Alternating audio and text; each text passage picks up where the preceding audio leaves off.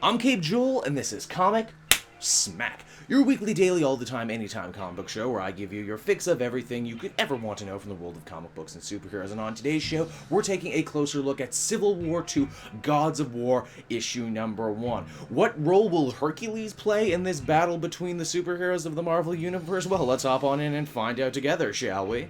Alrighty then, so as the comic opens up, we check on in with Hercules, former Greek hero, former well-known superhero, well-known screw-up, and generally just a lovable sad sack. If you weren't reading his solo series, courtesy of Dan Abnett, then shame on you because it was criminally underrated and this is part of the reason it got cancelled. But really, all you need to know is that Hercules is in a process of trying to reinvent himself right now. He stopped drinking and he's trying to do more traditional superhero fare. He's met at the bar by Amadeus Cho, the totally awesome Hulk of all things. This is funny for two reasons, because one, Herc actually managed to fill in for the Hulk one time while he was away, and also Cho probably isn't even old enough to drink at this bar. Amadeus tells Herc to buck up, that he's doing a great job reinventing himself and it's only a matter of time before the other heroes call on him. That time, as it would seem, is right now. Because wouldn't you know it, all of New York is under siege by a celestial attack. This is of course the big fight we saw in the pages of the main Civil War book, and now we get to see it played out here from Herc's point of view. Hulk, Herc, and She-Hulk join the fray and beat back some of the foot soldiers, but Herc gets pulled away from the fight by the new gods of the Rising Storm. When I say new gods, that's not to be confused with the new gods of Jack Kirby in the DC Universe. Oh no, these are new gods who are usurping the Greek gods. These are gods of social media and plastic surgery. Also, hey, I'm sure I can't be the only one to notice that the god of social media looks exactly like writer-director Max Landis, right down to the rainbow hair. Again, if you weren't reading the Hercules book, you wouldn't know that these guys were the big bads over here, and they've come to make good on their threats against Hercules. He attempts to fight them, but here's the rub.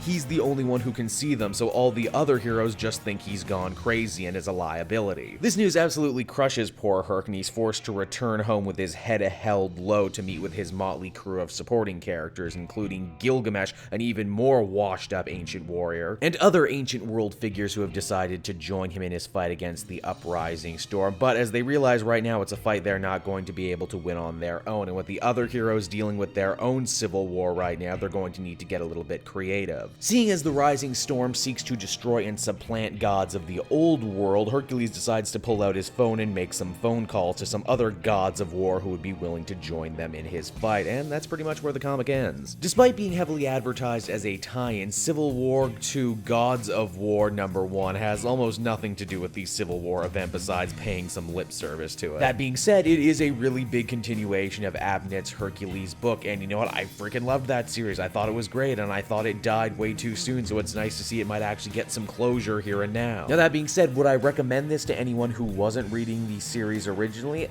Maybe. It's a decent enough jumping on point. They do fill you in on pretty much everything going on with Hercules, his plight, and his new villains. And I mean, you know, as this series continues and the Civil War II ramps up, there's nothing to say that the two events couldn't affect each other in a meaningful way, but really, if it looks interesting to you, pick it up. If not, don't. Still, at the end of the day, I would give this one a positive 8 out of 10. Hey everyone, thanks so much for watching my newest video. I hope you enjoyed it, and while you're here, why not check out another video I have on offer, or maybe if you're feeling in a supportive mood, you want to like or subscribe. And if you want to support the creation of more videos just like this one, then please, by all means, check out the Cape Joel Patreon. A little bit goes a very long way, and I will see you all next time.